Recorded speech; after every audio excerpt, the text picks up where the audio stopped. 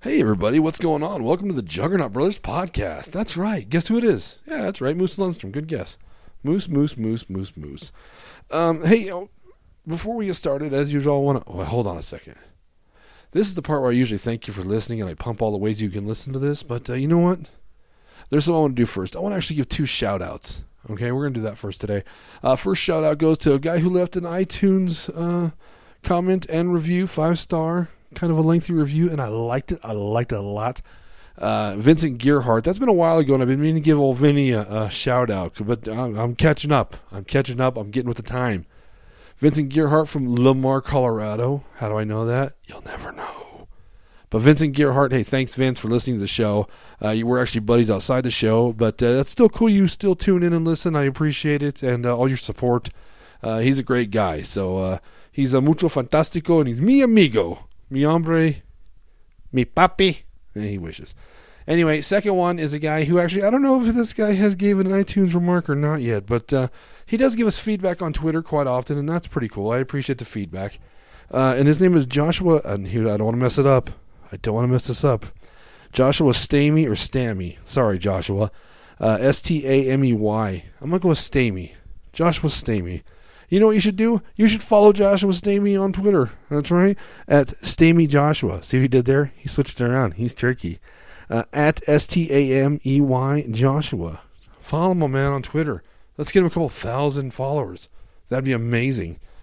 Joshua, thank you for watching or listening to the show. Thanks for your feedback, buddy. All right. Now the rest of you. My beloved people. My Juggernaut brothers and sisters. Thank you. Thank you for listening. If you're doing it on iTunes, I hope you have subscribed. Leave us a rating and review. That is so cool when you do that. It helps us out, helps us know what to do. And you know what? Give me your honest opinion. If you want to hear more of something and less of something, let me know. I might ignore you. I don't know. You don't know until you ask or try, right? So let's hear it, okay? Like I said, iTunes or Stitcher. You know what? We have a new thing, Spreaker.com. You guys ever seen Spreaker.com? Get on Spreaker.com. It's got podcasts, it's got music, it's got a little of everything. It's actually a pretty cool website. So check them out, give them some love. Before we get started, a few things too. We've been doing music on the Juggernaut Brothers podcast. I hope you guys have liked that. Finding artists who haven't quite made it yet. I've been doing a lot of Reverb Nation, and I found a new one. All right. So after this episode, please stick around, listen to the song. It's the name of the song is I Remember Those Days by a group named Parasite. Now, if you get on ReverbNation.com, type in the little search bar Parasite-TM, or space TM, just by space, Parasite space TM, period. It'll pull up his little website. I make it sound so cheesy. His little website, like I'm his proud mother. He'll do his little website. It's so pretty. And it's got a little green skull and crossbones, some great music. You can download it all. And you know what? You can leave this dude a comment. And if you like his music, follow him on Twitter, man. Check him out on Facebook. If you want to find him on Facebook, I got to throw this in there. He goes by JoJo Chicken Skin. That's J-O space J-O space Chicken Skin. I have no idea. Maybe he's got a big one. I don't know. He's swinging a big bat, I'm thinking. I don't know. That's the impression I got from the name. So anyway, check him out. He's at the end of the podcast, okay? And this podcast is a long podcast. It's actually going to come in three different podcasts over the next 3 weeks. We're going to do this, and it's a bunch of comedians, and what we're doing is a goodbye to the Downunder Comedy Club. Now, if you have a local comedy club in your area, go support it, okay? The Downunder Comedy Club was actually a comedy club in Greeley, Colorado. Just shut down this last week. Lack of support, and it's hard. Comedy clubs are hard to survive. But one story the owner had told me that he doesn't do on the podcast was the fact that he had looked up and Fluffy had been there. Gabriel Iglesias had actually done the club before, and he remembered the club. And due to contract stipulations, he couldn't do the club because it was in a certain amount of miles from the the show he was doing locally. He couldn't do it. And the reason I bring this up is you never know who you're going to see, right? Looney's in Colorado Springs. If you look on the big wall of all the comics that have been there, they have hundreds of pictures. The two that stuck out to me was Lewis Black and a guy named gosh darn it, Daniel Tosh. Sorry, and they were there before they were famous. You know what I mean? But if you look on the wall, their pictures are there. People that probably saw them before they were famous didn't know who they saw. So check out your local comedy club. Go support them. You know what I mean? Make sure they can make some money. They can stay open so they can entertain you, man. Nothing's cooler than stand-up comedy, right? Go check it out. But that's what this episode's about. They're closing down, so over the next three podcasts, we're going to have a shit ton of comedians telling about the club, telling some funny stories about being a comic, and kind of saying goodbye. So I hope this isn't too mushy for you, and it doesn't get mushy. The comics are funny. We're attention whores, so we like to make the funny. So I hope you enjoy the podcast. We hope I'm doing it, and like I said, it's gonna be pretty long, a couple hour and a half episodes. So stick around for the music afterwards. Enjoy the podcast, because here it comes. I've seen some pretty shitty situations in my life, but nothing has ever sucked more ass than this.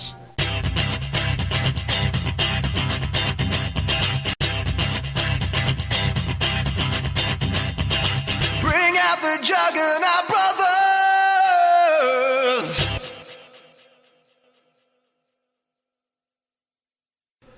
Hey everybody, welcome to the latest episode of the Juggernaut Brothers. This is actually going to be a special episode, because today we do a very horrible thing. We say goodbye to the Downunder Comedy Club. Now, being a young comic or being a comic at all, it's hard to find a good place to do comedy. It's hard to find a place to go do what you want to do for your life. Any major comic you've ever seen in your life, no matter how big to how little, has had to do this, has had to find a place to go do their thing. And in Greeley, Colorado, there was the Downunder Comedy Club. Now, the Downunder Comedy Club started a long, long time ago. It's open, closed, open, closed, open, closed. But 2 years ago, we were lucky enough to have a young couple in Greeley that wanted to bring something new to the town, started it up. And I have one of the owners right now, Josh McCannon. Welcome to the Juggernaut Brothers. Thank you. Happy to be here. Yeah. When did you start the Down Under? We originally actually started renovating in October of 2011. And it took us almost 3.5 months of Clorox kills, abatement, asbestos removal, etc., just to be able to get it worthy of opening. Really? That's pretty costly, I would imagine. It was under code? Unfortunately, under code. Also, the main reason why this place was closed so long is because the plumbing had to be redone. Long story short, there was what was like a vacuum plumbing. And so basically all the drainage went through a suction tube and up and out. Oh, wow. And to code currently, of course, that's not legit. That shit ain't happening. So we had to actually demo all the concrete and have all new plumbing lines laid in here. Unfortunately, because, quote-unquote, it wasn't covered by code, the landlord didn't cover it. We did. Well, that sucks. So that was a little investment. What brought you guys to even want to open a comedy club in northern Colorado in the first place? What drew you to it? I wanted a place where professionals could have a good time, professionals being adults, right. Anybody who like to have date night, who have children, etc. They Right. want to go out and have a good time, be safe, get some good food, get some good drinks, get their laugh on, and still get home at a decent time, and not have to drive all the way down to Denver, not have to pay a 2-drink minimum, not have to pay Right. parking, not have to deal with the whole drama, but you still get the quality of comedy here in your own backyard. And you might not agree with me saying this, but I will say it, whether you like it or not. But shame on you, Greeley, Colorado, for letting this close down. And it is tough, Josh, because I know for a fact there's a lot of young comics that love this place. You know what I mean? And it gives them. You have a great stage. It's a cool little room. The roof, the ceiling's low enough to where the sound reverbs in here. Oh, yeah. It's a great sound in here. So really kind of a bummer. But you guys go on. It's not the end for you. It's not the end. There's a lot in the works. I mean, I'm always been in the stars, my friend. I'm always dreaming big and making things happen. I mean, look where we're at now. So with that being said, in the future, there's a possibility. We're looking to open another open mic at a different venue here. Yeah. That way it's not over my head, meaning that I don't have to pay the overhead and everything Right. with it. And then we're actually going to possibly be starting up a show. It's going to be a weekend show on Saturdays, specifically Saturdays, and it's going to run seasonal. So it'll be October to March. Right. And it'll be at another venue here as well. So it's definitely in the works. A lot of possibilities. Kind of like what we do out east. So Yes, sir. Maybe we can work together. Maybe we can. Two for the Road and Slate Entertainment can join together, and if anything else, just get shit-faced together, because that's what it's all about, you know what I mean? Let the comics. And tonight, if you hear some hooping and hollering, because it is the final night. It is. It's crazy. We're doing like a comic causey out here, where there's just a couple dozen comics out here. They're going to do 5 minutes apiece, and people in the crowd. It's going to be fun. It's this is going to be released in 2 weeks, so by then, it's too late to bust you guys, but you're going to lock the doors tonight, and you are going to try and kill off any ounce of alcohol in the building. Yep, all alcohol has to go tonight. My wife said I'm not allowed to take any home, so we're going to be drinking it till it's over. And who better to drink it than broke comedians? You know what I'm saying? I'm sure there's no complaints about that anywhere, so it'll be good. Who's been the fun comic to work with here? Man, we've had so many wonderful people. It's so difficult to try to pinpoint, you know what I'm saying, just one individual or just one set. I'm gonna flop on that. I really don't have an answer for you. You'll have to let me think about that. The one person that always stands out in my mind and who's always just, regardless of how crazy it is, regardless of the response of how the comedians, the crowd does to the comedians, is Tim Messenger. Tim Messenger is one guy that I've always seen, regardless of his set, regardless of how the crowd reacts. He's always 100%. He's always face to the crowd. He reacts correctly, and he's always bringing it. He's always live. He's always happy. Even if inside, shit sucks, he's live. It's good stuff. So. But then again, with all comics, inside things suck. With all comics. That's the whole point. We're broken. It's real. We're fucking broken. It's all based on emotion, brother. Then let me ask you this. You've been around for all the open mics. Give me a name of a comic who came to you that was brand new, that struggled at first, that really, none of us are good at the beginning. When you first start, you're awful because you don't know what to do. You're funny in life. That's hard to translate to the stage, right? So do you have a name of a comic? Who's the guy you think kind of cut his teeth here at the Downunder? Actually, our feature tonight. I would say the boy's done a lot of work. Mr. Gary Sixkiller, he came to us wet as can be. I mean, just wet behind the ears. I think one of his first sets was on my stage. Wow. And, I mean, that boy's really proven himself. He's worked hard. You got to work hard. You got to write. You got to get exposure.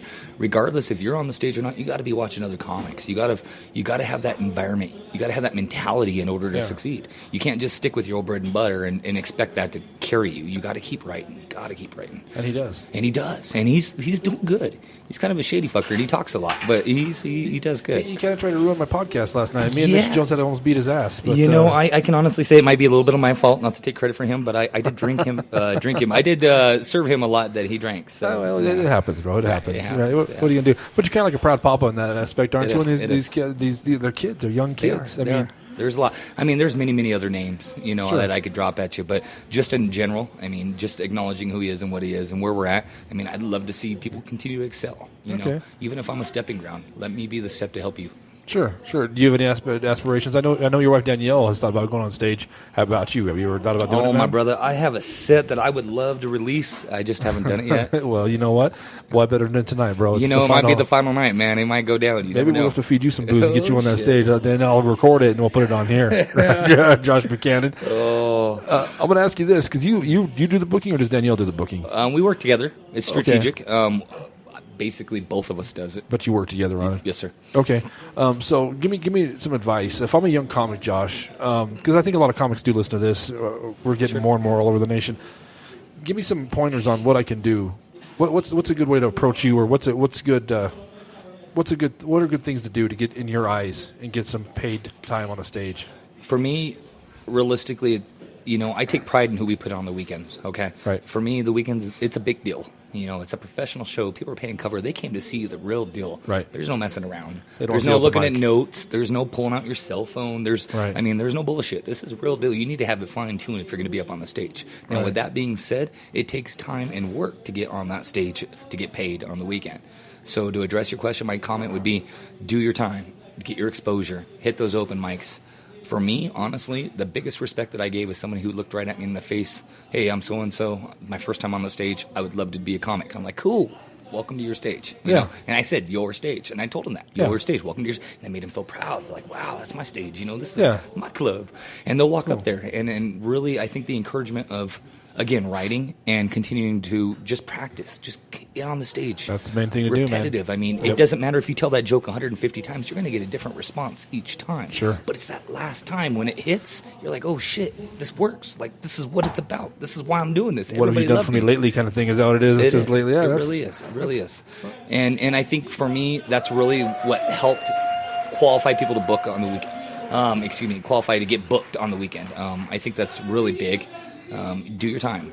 Okay. So does it help to have any kind of media with them? I mean, like a video or something. I mean, do you have to see some of that before you put them on the stage? Because there's a lot of guys that you haven't seen, Josh, that aren't brand new to the stage. They're just because there's a lot of guys that are trying to take that leap from doing the open mics. And, okay, I got about 20, 25 good minutes. I got a pretty solid 25-minute set, but I want to start getting paid gigs and go on the road. How do you deal with those guys? It's rough for me to be able to look at videos and give somebody their clout based on their video. Because if they're showing you their video, you know that's their A game, right? At least you hope that's their A game. Well, it should be. Because they're presenting it to you as, hey, look what I can do. Right. And when I look at that, I mean, of course I respect that and give it 100%. But to me, it's almost more of a, if I can see you live,